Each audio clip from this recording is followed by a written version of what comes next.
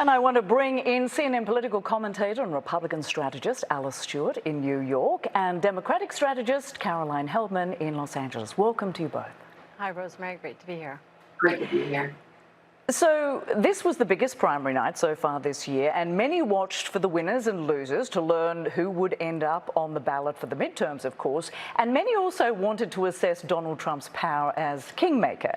So let's start with the race that's too close to call in the Pennsylvania GOP Senate primary, where Trump-endorsed candidate, celebrity Dr. Mehmet Oz, is locked in this tight race with Dave McCormick. Right-wing activist Kathy Barnett is trailing, but clearly played a critical role here, taking votes away from Oz, who she accused of being a liberal. So, Alice, what is your reading of where this is going and how nervous would Trump be right now? Look, it's important to keep in mind Pennsylvania is a very purple state, which it's very in the middle in terms of Republican and Democrat. Donald Trump lost this state in 2020, so that says a lot about his sway as we head into the general election. Here's my concern, Rosemary, is that Republicans need to spend more time focusing on candidates that can win in the general election, more moderate Republican candidates as opposed to Trump Republican candidates. And that's my fear with what we're seeing with someone like Oz or even Barnett being too far to the right, because what's going to happen is the concern is how are they going to pivot? How are they going to come appeal to independents and undecided voters of Pennsylvania as we head into the general election? As you said, this is very tight. I don't anticipate having a Republican nominee named for several days, because I expect there to be recounts. There should be challenges of this. But as it stands right now, I feel as a rational Republican, we would be in much better spot with someone who's a little bit more conservative or moderate as Republican, someone like McCormick, as opposed to Oz as we head into the general election. Of course, it could go either way at this point. So, Caroline, whichever GOP candidate wins, Oz or McCormick, they will go up against Democrat John Fetterman, who easily won his primary race, but of course had a pacemaker implanted Tuesday after suffering a stroke on Friday. How will Fetterman likely fare up against either one of these two GOP candidates in the November midterms, do you think?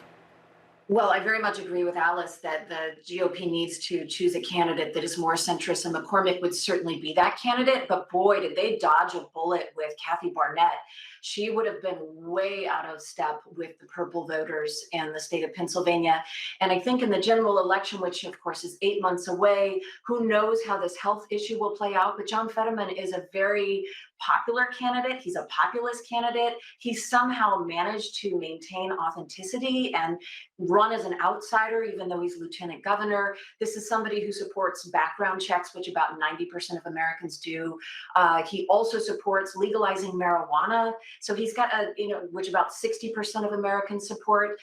So he has, a really interesting approach.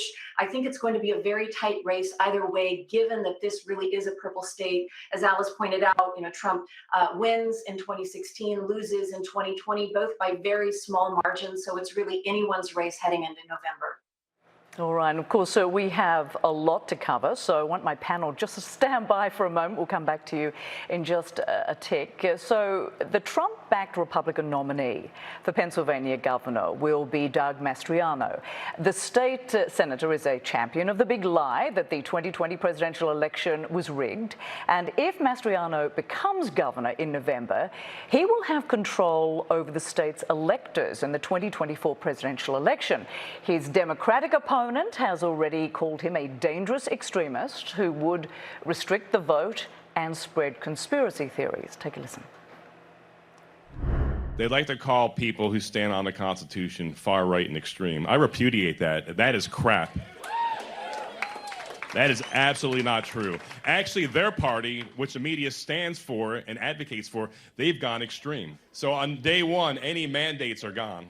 On day one, any jab for job requirements are gone. On day one, CRT's over. CRT, of course, stands for critical race theory, which focuses on historical patterns of racism and how they affect minorities. So let's go back to our panel now on this.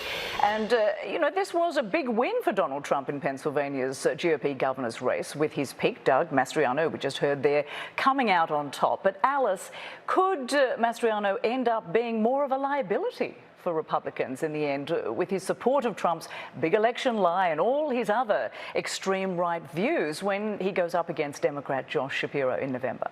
I'm afraid I think he will be a liability. He is too extreme. He is too far to the right. People in Pennsylvania and most people in this country do not like when people are running for office saying that the election process is not valid and there is rigged elections. People don't like that. And this is one of the cornerstone of his campaign. And that's not going to fare well with people across the state of Pennsylvania.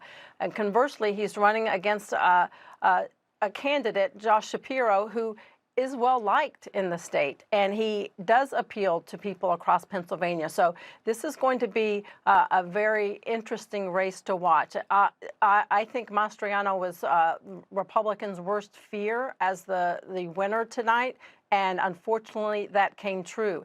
He's going to have a very difficult time, if not impossible time, switching to a more moderate candidate and appealing to a broader electorate in Pennsylvania. So time will tell how this plays out, but this is going to be a race that's going to be, in my view, difficult for the Republican candidate. Right. And Caroline, the worry, of course, for Democrats is that if Mastriano wins in November against Josh Shapiro and becomes the governor of Pennsylvania, he would have control over the state's electors in the 2024 presidential election. How much do you worry that he would try to alter the outcome if he were to be governor? Well, this is a man who led the effort to overturn the election in Pennsylvania, a free and fair election. This is a man who was at the violent insurrection on January 6th. He says that he left before the violence began, but I bet a lot of information is going to come out about his participation now that he has advanced to the general election. I think that his winning the Republican primary is really a gift to Democrats. Again, this is a purple state, and Trump endorsing him because he advanced the big lie is exactly the reason why I think he is a political liability for the Republicans in this state. And Pennsylvania is a really important state. You can't win the Electoral College without Pennsylvania. So election integrity is going to be an issue that a lot of voters will prioritize in November. And if they're choosing, who supports the big lie versus who's going to protect elections, they're going to vote Josh Shapiro. They're going to vote for the Democratic candidate. Right, and I'll come back to my panel in just a moment. North Carolina Congressman Madison Cawthorn has lost his re-election bid. The freshman Republican lawmaker conceded the primary to his opponent, State Senator Chuck Edwards.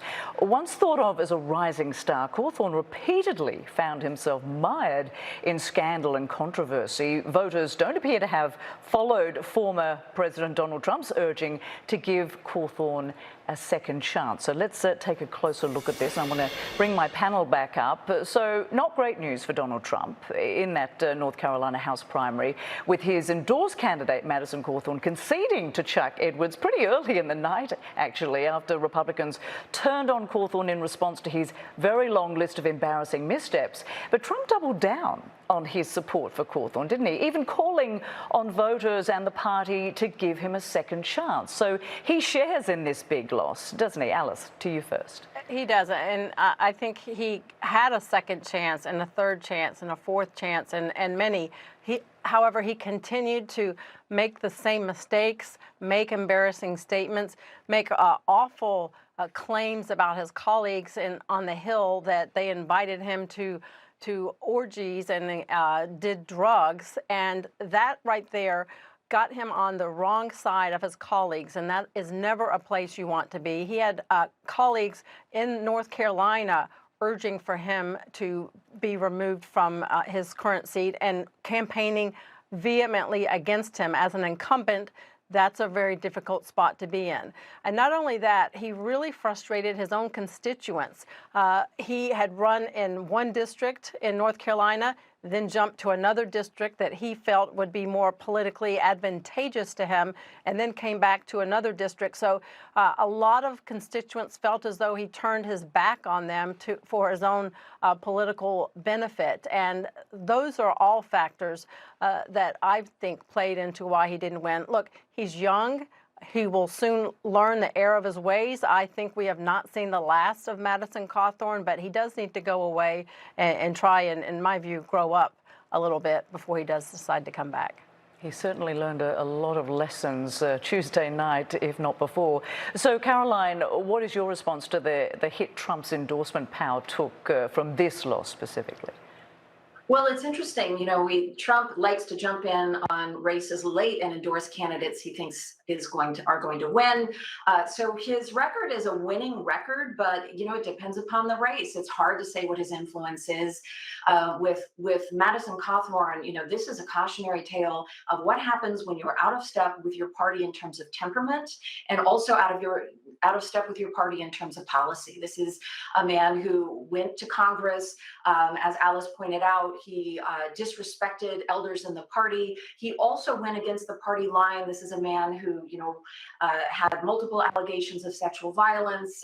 He twice tried to take a gun onto a plane. This is a man who gets pulled over, has a license that's out of date. Just a constant series of scandals. But how do we know about this, and how do we know about them right near the end of the election? This was the Republican Party teaching the party a lesson about what happens when you step out of line. And this is what the parties do. It's not specific to Republicans, but boy, what an ugly flame out. I've never seen anything like it. How to ruin your political career in 2 years. Yeah, it has been extraordinary to watch, no doubt about it. Caroline Heldman, Alice Stewart, many thanks to you both for joining us. Appreciate it.